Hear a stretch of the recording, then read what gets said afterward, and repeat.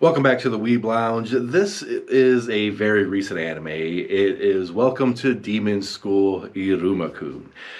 And it is a funny, otherworld, hellacious anime that I actually really enjoyed.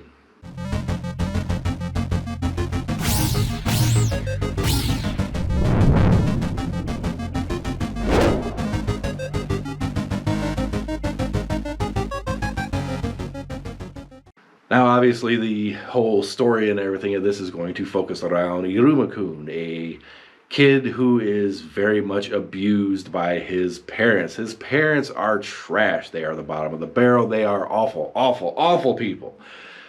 Basically, they don't care about this kid's well-being at all. They don't send him to school. In fact, they send him out to do all these dangerous part-time jobs to try to make money and everything, to send that money to the parents so the parents can spend it on their gambling addiction or whatever the case may be. They are just horrible, horrible people. And that's why Lord Sullivan takes interest in this. Lord Sullivan, a very high-ranking demon, one that could be the Demon King actually, decides to go to Iruma-kun's parents and buy him. Yeah, just outright buy him. Now, most parents are going to be like, okay, there's a demon from another world wants to buy my child. I don't think I'm going to go along with this. Iruma-kun's parents are like, yay, money, take the kid, go away. Iruma-kun's parents are just horrible, horrible people. But the great thing is Lord Sullivan, he's a mega powerful demon, but he is not there to bring him to the demon world and feast on his entrails or corrupt him or anything like this. Lord Sullivan wants a grandkid. He wants an adopted grandchild.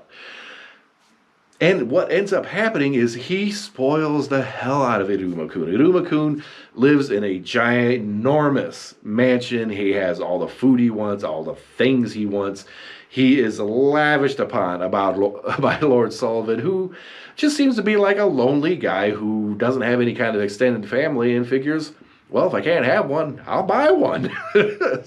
He's got the money to do it, I guess, but he just wants a grandchild that he can dote on. He ends up becoming just a loving grandparent. Really, he's a demon, mega powerful demon, and grandparent now.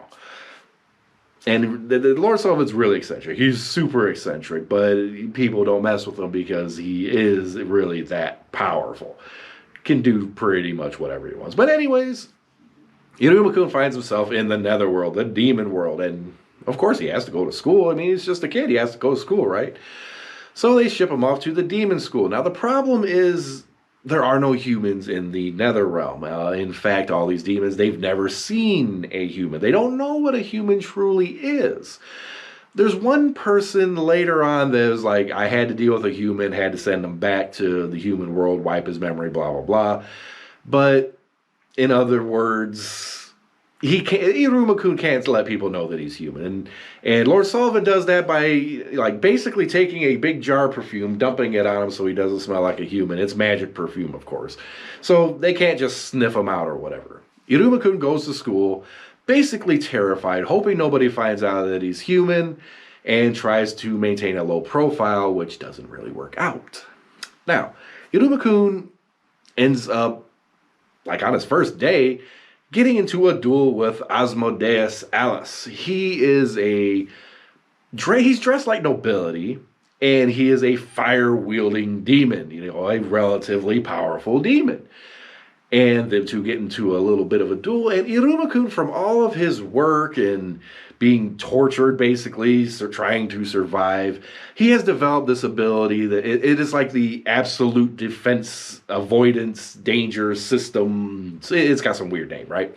Basically, he can dodge like any attack or anything, okay? He absolute defense. So he basically just dodges all of Asmodeus' attacks until Asmodeus wears down. In the process, he ends up saving some girl from an errant fireball and all this other stuff, eventually leading to Asmodeus' defeat. And what does Asmodeus do?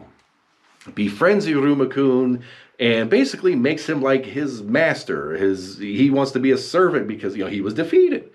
And that's kind of the thing in the demon world, I guess. Something like that or whatever. Or his nobility prevents him from causing more harm and must learn and support Iruma-kun.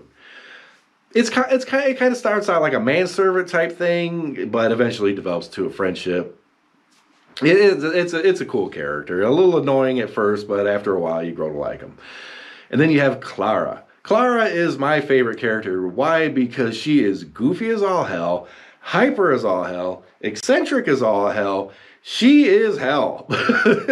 She, just on a whim, she'll ball up into just a ball, throw herself down a hallway, knock over a bunch of crap, and be like, yay, fun, and then just run off. Always kind of causing trouble, kind of causing havoc. And she has ADHD. She is all over the damn place. But in all reality, she is actually a really kind-hearted individual, and her family is exceedingly like this ideal, kind-hearted family, always loving and doting, and they even break into song to such a point that you just want to backhand most of the people in their family. It's like, why are you so happy? Get back to reality, that kind of thing. Okay, maybe I'm a little pessimistic when it comes to that. I don't know, but Clara'S ability is she has these pockets. Okay. And basically anything that she can see, she can tap these like interdimensional pockets and recreate whatever it was. Maybe she saw a Lamborghini. Boop, here's a Lamborghini for you. Need a refrigerator? Here's a refrigerator for you. Snacks, food, drinks, whatever. And most of the students abuse her for this. They pretend to be her friend so that they can get like free drinks, free food, free things off of her. And, her being a little insecure is more than happy to just, give stuff away so she can think people have friends. Well, Iruma-kun is the first person to kind of come around and treat her as an actual person / friend. Doesn't want anything from Clara. An actual true friend, and there's your original three. Iruma-kun, Asmodeus, Clara, they're the three main.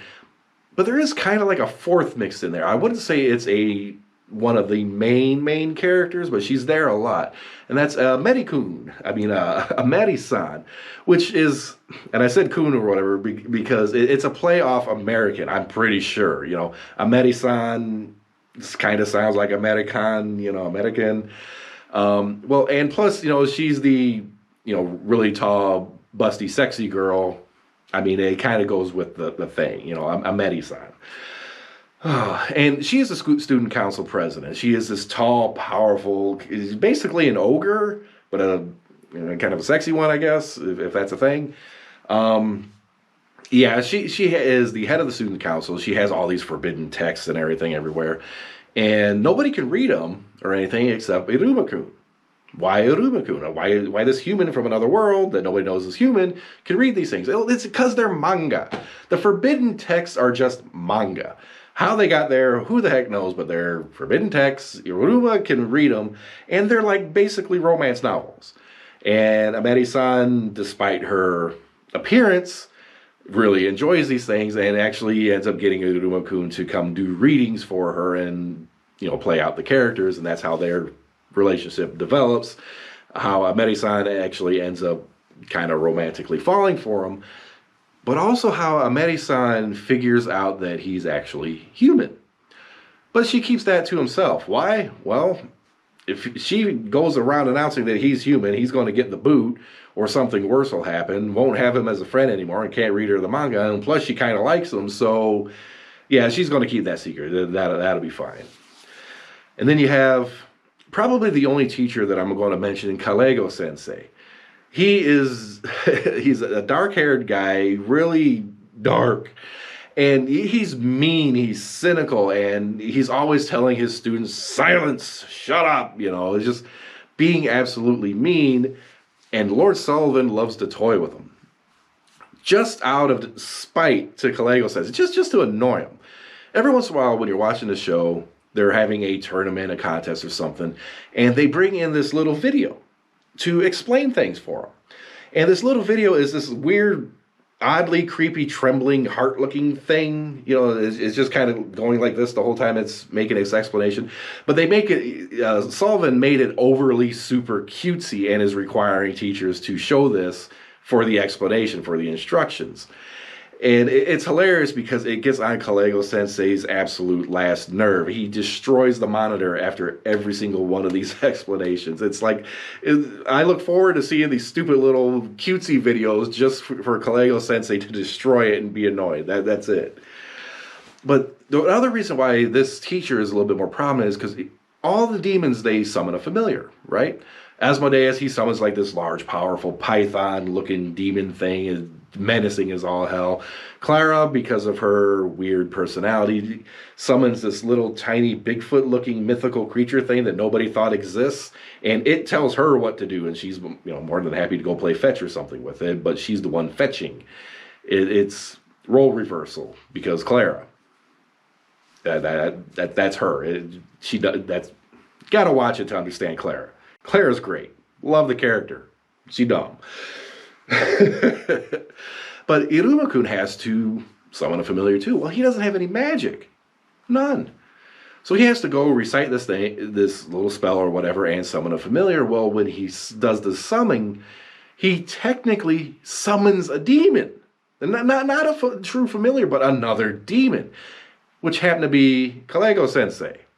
And Kalego Sensei gets summoned, but also transformed into this fluffy bird chicken looking cute thing that can talk and be mean. Everybody knows it's Kalego Sensei. They start calling him, Kalego Sakaima or Kalego Familiar, Familiar Sensei.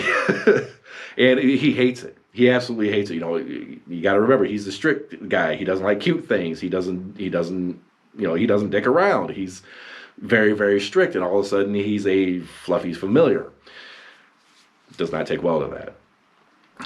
But that's what this all is about. Iruma-kun trying to not stand out, but of course he ends up standing out all the time. Goes to the orientation in the very first episode, and all the demons are... The school song is basically eat and disembowel and rip apart humans. Humans are tasty, that kind... Yeah, if I was the only human there, I'd be terrified too. That is...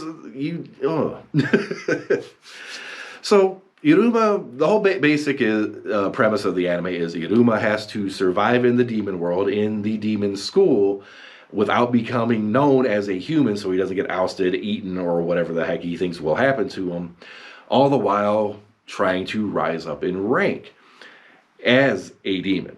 Now, he does eventually get this ring that can store magical power, so, in a pinch or whatever, he can use some magical power as needed. But, his goal is kind of to raise up in rank, and there's this long-standing myth, oracle, prominence, whatever the heck it is that you call it, that a otherworlder wearing a ring will ascend to Demon Lord. Well, it's pretty damn obvious that they're pointing at Iruma-kun, a human from another world, rising up to be Demon Lord. Who's a human? I am really curious how this is going to pan out. Season 1 just ended not too long ago, and we're very, very, very likely going to get Season 2. In fact, they even already set it up at the very end of the first season. So if Season 2 does happen or does come around, yeah, I really don't doubt that it's going to happen.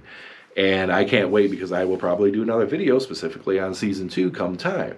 But until then, like, subscribe, hit that notification button. When that season comes out, I'll do a video. In the meantime, more videos to come on other things.